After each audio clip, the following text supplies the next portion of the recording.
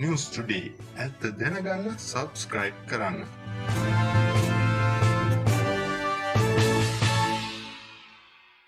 සභාව කල්තබන අවස්ථාවේ යෝජනාව ශ්‍රී ලංකා මහ බැංකුව විසින් ප්‍රකාශයට පත් කරන ලබන වාර්ෂික වාර්තාව හුදු මුදල් නීති පනතේ අවශ්‍යතාවයක් මත ඉදිරිපත් කරන්නක් පමණක් නොව මේ මොහොතේ රටේ ආර්ථිකයේ පවතින තත්ත්වය පිළිබඳ මහජනතාවගේ අවබෝධය සඳහා වන පිළිබිඹුවක් වේ. ඒ අර්ථයෙන් 2020 ශ්‍රී ලංකා මහ බැංකුව වාර්තාව විසින් හෙළිදරව් කරන ලබන සමාජ ආර්ථික දත්ත පිළිබඳ ගැඹුරින් සලකා බැලිය යුතු තිබේ. රට දැවැන්ත ආර්ථික අර්බුදයක් කරා යමින් ඇති බවත් රටේ අනාගතය සම්බන්ධයෙන් ඇත්තේ අවදානම් සහගත පුරෝකථනයක් බවත් එයින් පෙනී යයි. විශේෂයෙන්ම රාජ්‍යයේ ණයබර වේගයෙන් ඉහළ යමින් ඇති බවද උද්දමනය ඉහළ නගිමින් ඇති බවද රාජ්‍ය ආදායම් පහළ යමින් ඇති බවද ඒක පුද්ගල දළ ජාතික නිෂ්පාදිතය පහළ ගොස් ඇති බවද විදේශ සංචිත පහළ වැටමින් ඇති බවද ජනතාවගේ මිලදී ගැනීම හැකියාව හැකිලෙමින් ඇති බවද ආහාර සුරක්ෂිතභාවය බිඳ වැටමින් ඇති බවද ඒ විසින් පෙන්වා දෙනු ලබයි. මෙම තත්ත්වය තුළ එම දත්ත විසින් පෙන්වා දෙනු ලබන ආර්ථිකයේ අවදානම් සහගත නැඹුරුව පිළිබඳව බරපතල ලෙස සැලකිල්ලට ගත යුතු බවත් ඒ පිළිබඳ ගැඹුරු සාකච්ඡාවක් සිදු යුතු බවත් මම මේ ගරු සභාවට යෝජනා කර සිටිමි. ගරු කතානායකතුමනි, අපිට මහ බැංකු වාර්තාව හරහා රටේ ආර්ථිකයේ ඇති වී තිබෙන තත්ත්වය පිළිබඳව දත්ත තොරතුරු ඉදිරිපත් කරනවා. ඒ වගේම ආණ්ඩුව සමහර දත්ත තොරතුරු විකෘතියට භාජනය කරලා තිබෙනවා. මාගෙන් කවුරු හරි නැගිටලා ඇහුවොත් විකෘතියට භාජනය කරපු තැනක් පෙන්වන්න කියලා මම බොහෝ තැනක් පෙන්වන්න ලෑස්ති. මගේ කාලය ඒකට දැන් මම වැය කරන්නේ නැහැ. ඒ නිසා එකක් මහ බැංකු වාර්තාව හරහා දත්ත තොරතුරු තිබෙනවා. රජයේ විකෘති කරන ලද සහ සංගවන තොරතුරු තිබෙනවා. ඊළඟ ගත්තොත් එදිනදා මහජනයාගේ ජීවිතයත් එක්ක මේ ආර්ථිකයේ ඇති වී තිබෙන ආකාරය පිළිබඳව පෙන්눔 කරමින් තිබෙනවා. ඒ සියලු සාධක වලින් පෙන්눔 කරන්නේ මෑත කාලේ දශක ගණනාවකට පසුව අපේ රට ගැඹුරු ආර්ථික අවදානමක් කරා ගමන් කරමින් තිබෙන බව. මා දන්නේ නැහැ සමහර අමාත්‍යවරු මුදල් ඇතිපදන් තිබෙන බවත් ඕනතරම් වියදම් කර හැකි බවත් පුරාජීරු දෙඩෙව්වාට සැබවින්ම අපේ රටේ ආර්ථිකයේ පතුල වේගයෙන් කඩා වැටෙමින් තිබෙනවා. ගරු කතානායකතුමනි, ශේෂ්ත්‍ර හතරක මේ අර්බුදය ආර්ථික අර්බුදය ප්‍රකාශනයට පත් වෙමින් තිබෙනවා. එකක් රාජ්‍ය ආදායම වේගයෙන් හීන වෙමින් තිබෙනවා. අනිත් එක නිෂ්පාදනය වේගයෙන් කඩා වැටෙමින් තිබෙනවා. අනිත් එක ආනයන අපනයන අතර පරතරය වෙළඳ හිගය වේගයෙන් වර්ධනය වෙමින් තිබෙනවා. අනිත් එක විශාල ණය අර්බුදයක ගිලිලා තිබෙනවා. ගරු කතානායකතුමනි, මේ කරුණු හතර වෙන්වෙන්ව කිව්වත් මේවා එකිනෙකාට බලපෑම් කරමින් එකිනෙකා සමග එකිනෙක කරුණු සමග වෙලෙමින් ගැඹුරු ආර්ථික ඡණ්ඩ මාරුතයකට අපේ රට මුහුණ දී තිබෙනවා. දැන් ආණ්ඩුව මේ පිළිබඳ සැබෑ චිත්‍රය රටට ඉදිරිපත් කරමින් ඒ රාජ්‍ය කාර්යභාරය, පෞද්ගලික අංශයේ කාර්යභාරය, පුරවැසියාගේ කාර්යභාරය නිසි පරිදි ඉදිරිපත් කරමින් ජාතික සැලැස්මක් හැදුවේ නැත්නම් මේ අර්බුදය ඉතාමත් අවදානම් සහගත තත්ත්වයට පත් වෙන එක වළක්වන්න බෑ. මා ඔබතුමාට කරුණු කීපයක් කියන්නම් මේ තිබෙන වෙලාවට අනුව. විශේෂයෙන්ම රාජ්‍ය ආදායම ගත්තොත් අපි දන්නවා මේ 2021 වසරේ තමුන්නාන්සලා ඇස්තමේන්තු කළ තියෙනවා බිලියන 1961ක් උපයන්න රුපියල්. හැබැයි ගරු කතානායකතුමනි, පසුගිය මාස 4 අප්‍රේල් 30 දක්වා උපයා තිබෙන්නේ බිලියන 482යි. ඒ කියන්නේ ආණ්ඩුව බිලියන 1961ක් මේ වර්ෂයේ අපේක්ෂා කරත් ආදායම බිලියන 482යි වසරේ 3න් එකකින් උපයලා තිබෙන්නේ. එයින් පෙන්වු කරන්නේ බිලියන 1500 සීමාවේ රාජ්‍ය ආදායම පවතින බව. ඒ කියන්නේ මොකක්ද? බිලියන 1961ක් අපේක්ෂා කරත් බිලියන 1500 සීමාවේ මේ වසරේ ආදායම පවතිනවා. මා තවත් පැහැදිලි කරොත් ගරු කතානායකතුමනි, මෙම රාජ්‍ය ආදායම අප්‍රේල් මාසේ 30 දක්වා බිලියන 482ක් වෙනකොට ණය පොලි වාරිකය ගෙවන්න සිද්ධ වුණා බිලියන 366ක්. ණය වාරිකය ගෙවන්න සිද්ධ වුණා බිලියන 310ක්. ඒ කියන්නේ ගරු කතානායකතුමනි, භාණ්ඩාගාරයට බිලියන 482 ආදායමක් එනකොට බිලියන 676ක් ණය සහ පොලි වාරිකය ගෙවන්න සිදු වී තිබෙනවා. එයින් පෙන්눔 කරන්නේ අන් කවරක්වත් නෙවෙයි බිලියන 194ක් කෝටි 19400ක් ණය පොලි වාරික ගෙවීම වෙනුවෙනුත් ණය ලබා ගත යුතු බව. භාණ්ඩාගාරයට මාස 4ක් ලැබෙන මුළු ධනය ණය පොලි වාරික වෙනුවෙන් වැය කරත් කෝටි 19400ක් ණය පොලි වාරික වෙනුවෙන් නැවත මුදල් උපයා ගත යුතු තිබෙනවා. ඉතින් ආණ්ඩුවේ ආදායම ණය පොලි වාරිකයේ ගෙවීමට ප්‍රමාණවත් නැත්නම්කට පත් වී තිබෙනවා. තවත් මා මේක පැහැදිලි කරොත් ගරු කතානායකතුමනි ආසන්න වශයෙන් ගත්තොත් ආණ්ඩුවේ ආදායම බිලියන 482ක් වෙනකොට ආණ්ඩුවේ මුළු වියදම බිලියන 1678ක් වෙනවා. ඒ කියන්නේ කුමක්ද? ආණ්ඩුවේ දවසක ආදායම කෝටි 400ක් වෙනකොට ආණ්ඩුව දවසකට ණය ගවන්න සිද්ධ වී තිබෙනවා කෝටි 565ක්. දවසක ආදායම කෝටි 400ක් උපයගෙන දවසකට කෝටි 565ක ණයක් ගෙවන්න සිදු වී තිබෙනවා. ආණ්ඩුව බිලියන 462ක් උපයලා බිලියන 1600 ගණනක් වියදම් කරන්න සිදු වී තිබෙනවා. ඒ නිසා මේ ආදායම් හීනවීම තමුන්නාන්සලා විශේෂයෙන්ම පෞගේ අවුරුද්දේ ගනු ලැබූ බදු ප්‍රතිසංස්කරණ කිසිසේත්ම රටේ ආර්ථිකයට හෝ ජනතාවගේ ජීවන බර හෝ හැල්ලු කරන්න හේතු වී නැහැ. ඒ ඉතා කුඩා චෞර වලල්ලක් අතට ඒ බදු සහන ගලාගෙන ගියා. ආණ්ඩුවට ලැබිය යුතු බිලියන 600කට ආසන්න මුදල් ප්‍රමාණය තමුන්නාන්සලාගේ බදු ප්‍රතිසංස්කරණ හේතු කොටගෙන රජයට අහිමි වී තිබෙනවා. ඒ නිසා තවත් මේ රාජ්‍ය ආදායම් වේගෙන් කඩා වැටෙමින් තිබෙන තත්ත්වයක් නිර්මාණය වී තිබෙනවා. ඊළඟ ගරු කතානායකතුන් ප්‍රධාන ප්‍රශ්නේ තමයි ආනයන අපනයන අතර ඇති වී තිබෙන ප්‍රශ්නේ. විශේෂයෙන්ම ගිය අවුරුද්දේ විවිධ ආනයන සීමාවන් දාලා අපේ ආනයන අපනයන අතර පරතරය ඩොලර් බිලියන 6ක සීමා කරගන්න සමත් වුණා. එය ඊට පෙර හා වසර හා සංසන්දනය කරලා බලනකොට ඩොලර් බිලියන 2ක වෙළඳ සේසයේ හිගේ අඩුවක් වාර්තා වුණා. වාහන ආනයන මුළුමුලින්ම නතර කරමින් කහ ඇතුළු අත්‍යවශ්‍ය භාණ්ඩ විශාල ප්‍රමාණයක් ආනයන නතර කරමින් මෝටර රථ අමතර කොටස් ආනයන නතර කරමින් විවිධ ආනයන බාධා ඇති කරමින් තමුන්නාන්සලා ආනයන සීමා ඇති කරගන්න හැදුවත් මේ පහුගිය මාස 4 ප්‍රතිඵලය කුමක්ද? පසුගිය මාස 4 ගරු කතානායකතුමනි භාණ්ඩ ආනයන කිරීම වෙනුවෙන් ඩොලර් මිලියන 6448ක් වැය වී තිබෙනවා. අපනයන ආදායම ලැබී තිබෙන්නේ මිලියන 3800යි. ඒ කියන්නේ ඩොලර් මිලියන 2948ක හිගයක් තිබෙනවා. ඒ කියන්නේ ආසන්න වශයෙන් ගත්තොත් බිලියන 3ක ඩොලර් බිලියන 3ක වෙළඳ හිගයක් පහුගිය මාස 4 ඇතුළත නිර්මාණය කරලා තිබෙනවා. ඒ කියන්නේ අවුරුද්දෙන් 3න් එකක වෙළඳ ශේෂයේ ඩොලර් බිලියන 3ක් වෙනකොට ගරු කතානායකතුමනි මේ අවුරුද්දට සංසන්දනය කරනකොට ආසන්න වශයෙන් බිලියන 8ත් 9ත් අතර වෙළඳ ශේෂයක් මේ අවුරුද්දේ මතුවීම ඉඩකඩ නිර්මාණය වෙලා තිබෙනවා. මා අහන්නේ මේකට තිබෙන පිළිතුර කුමක්ද? තමුන්නාන්සලා සියලු ආනයන තහනම් කරත් වාහන තහනම් කරලා තිබෙනවා. අමතර කොටස් තහනම් කරලා තිබෙනවා. සුවඳ විලුම් වර්ග තහනම් කරලා තිබෙනවා. කුසි යෙදවුම් තහනම් කරලා තිබෙනවා. රසායනික යෙදවුම් සියල්ල තහනම් කරලා තිබුණත් ඩොලර් බිලියන 3ක ඩොලර් කෝටි 300ක වෙළඳ හිගයක් මුල් මාස 4 වාර්තා කරනවා. ඒ කියන්නේ මේක ඩොලර් බිලියන 8ත් 9ත් අතර අර්බුදයක් හිගයක් මේ වසර අවසන් වෙනකොට ඇතිවීමේ ඉඩකඩ නිර්මාණය වෙලා තිබෙනවා. විශේෂම කරු කතානායකතුමනි මේ ප්‍රශ්නේදී අපි දන්නවා අපිට අපනයන ආදායමෙන් 25ක් සම්පූර්ණ කරන්න. අපනයන ආදායමෙන් 25ක් සම්පූර්ණ කරන්නේ කුසි ශේෂ්ත්‍රය. හැබැයි ගරු කතානායකතුමනි සිදු වී තිබෙන දේ තමයි ගිය අවුරුද්දේ ජුනි මාසය හා සංසන්දනය කළ බලනකොට මේ අවුරුද්දේ ජුනි මාසයේ අපේ රටේ තේ නිෂ්පාදනය කිලෝග්‍රෑම් 14 ලක්ෂකින් අඩු වී තිබෙනවා.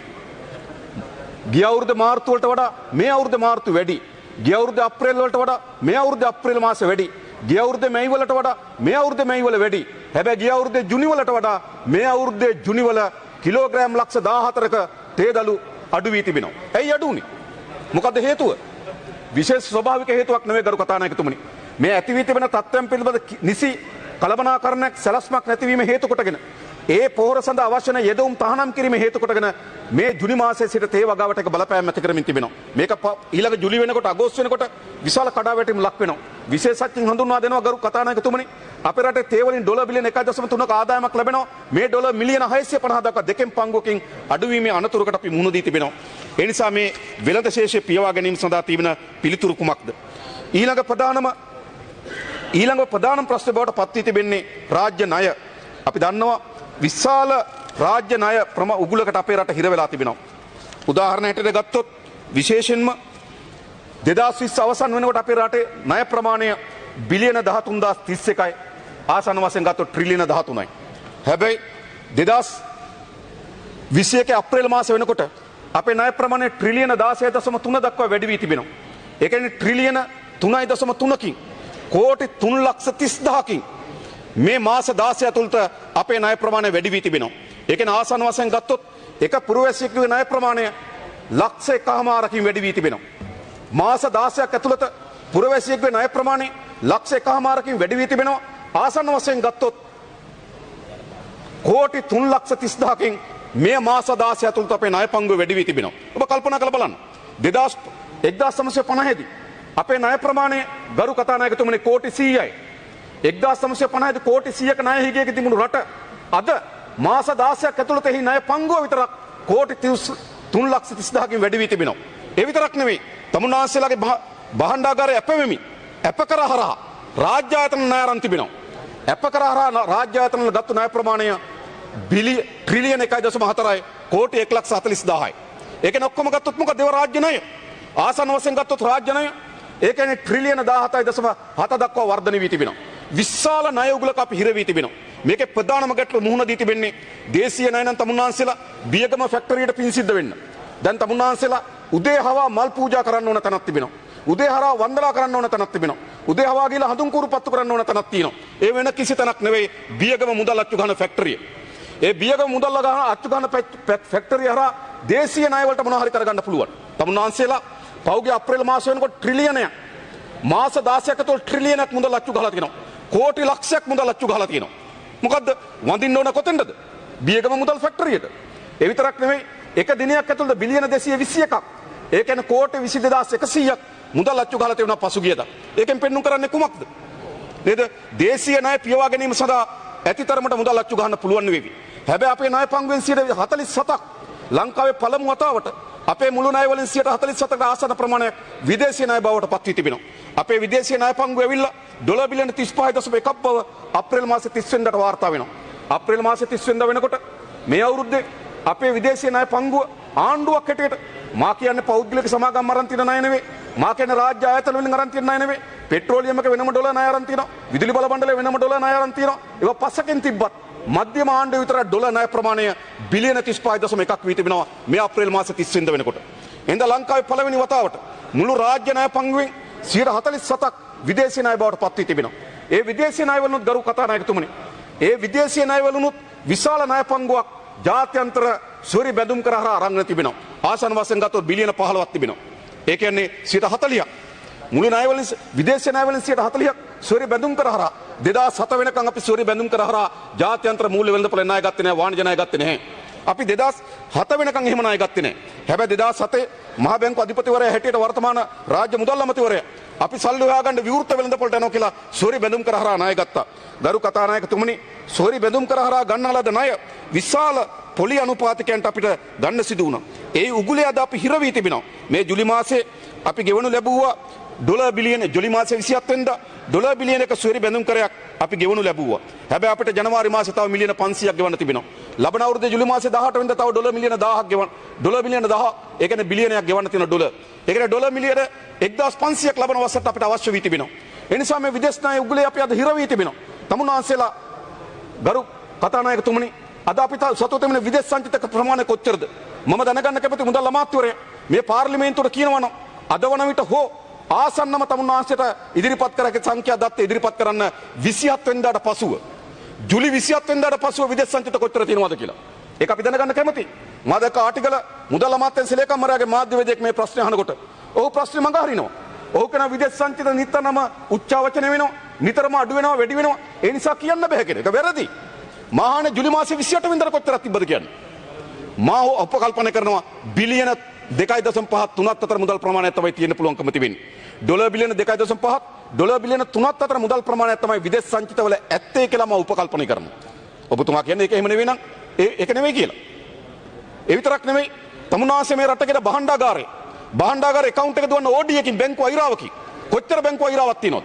භාණ්ඩාගාරේ බැංකුව අයිරාව අද වෙනකොට රුපියල් බිලියන 620යි. ඒ කියන්නේ භාණ්ඩාගාර account එක කෝටි 62000ක බැංකුව අයිරාවකින් දුවන තැනකට රට පත් වෙලා තිබෙනවා.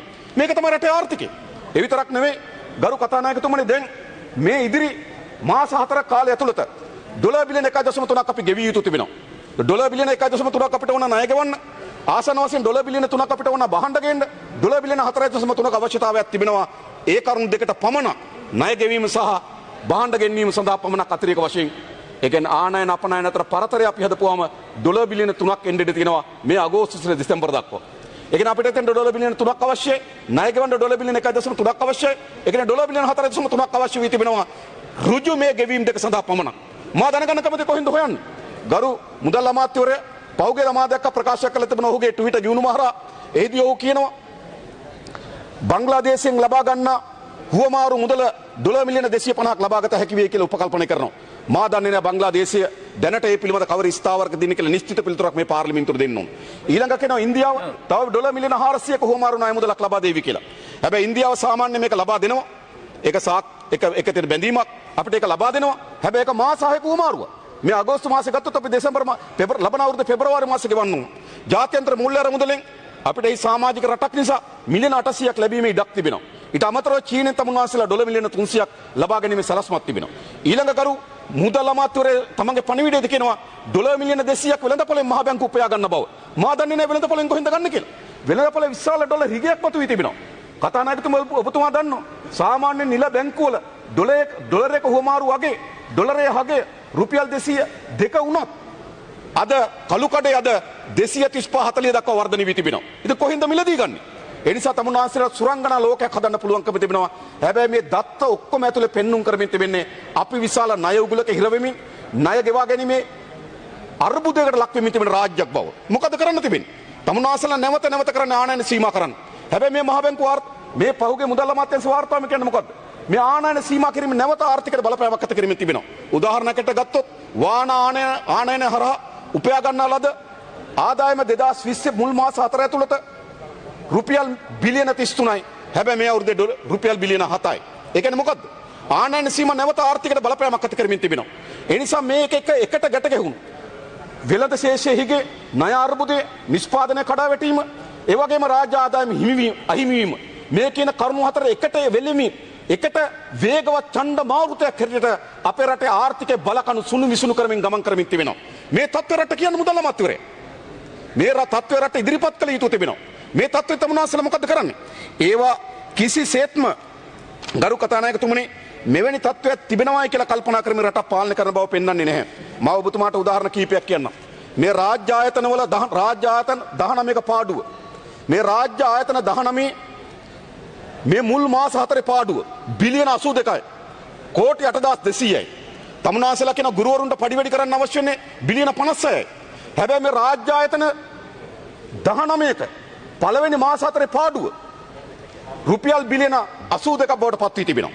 ඒ කියන්නේ ආසන්න වශයෙන් ගත්තොත් බිලියන 240 ඉක්මවනවා. කෝටි 2,40,000 ඉක්මවනවා මේ වසර අවසන් වෙනකොට. මොකටද වගන්නේ? ඉතින් මෙවැනි දේ ඒකෙන් ඔබතුමා දන්නා යාලංකායතන පාඩුව. යාලංකායතන පවරාගත්තු දවසේ සිට අද මේ වෙනකොට පාඩුව බිලියන 370යි. ඒ කියන්නේ කෝටි 37700යි. බිලියන 370යි. කෝටි 37000යි. අපි අහනවා එහෙම ආයතන නඩත්තු කළ යුතුද?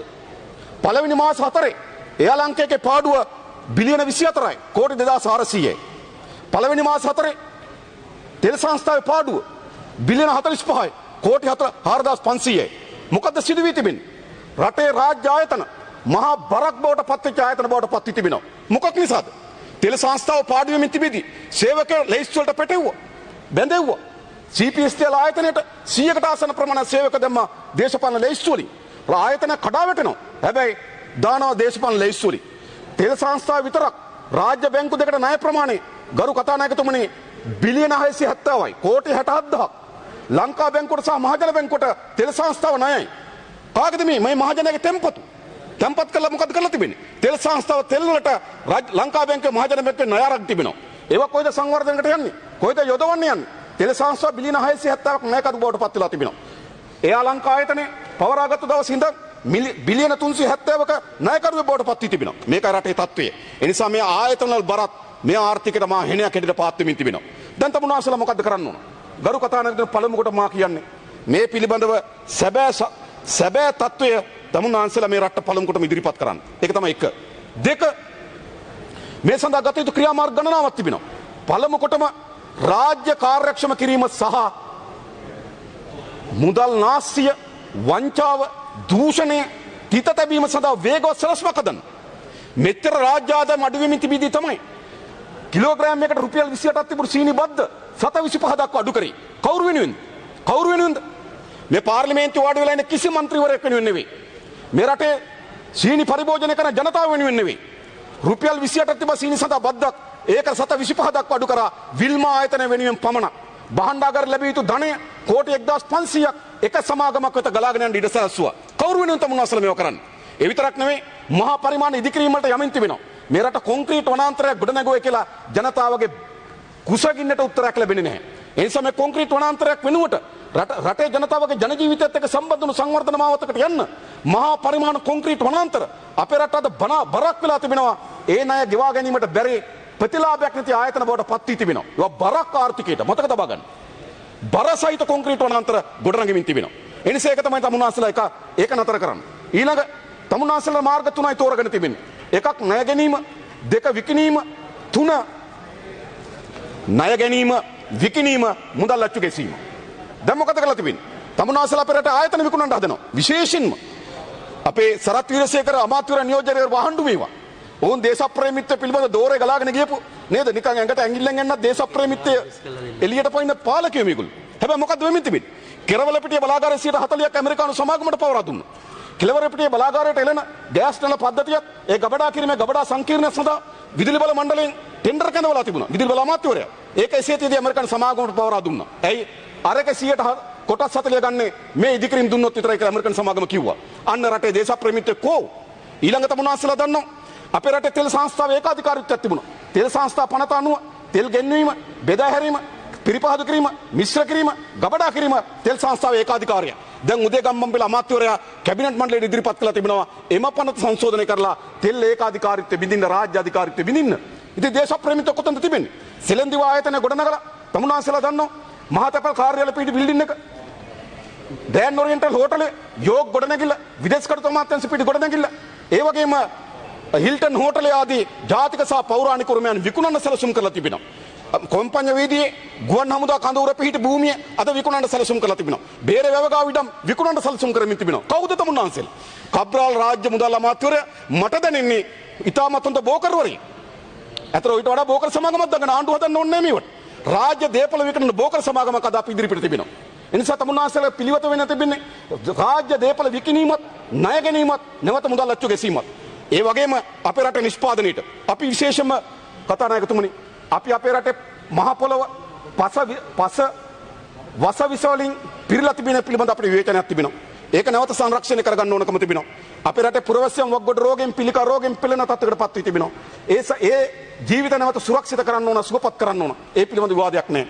හැබැයි තමුන්නාසලා මේ කාබනික මේ රසායනික යෙදුම් නතර කිරීම කඩමුඩිය ගත්ත තීන්දුව අපේ රටේ මුළු නිෂ්පාදනයේටම බලපෑමක් අත කරමින් තිබෙනවා.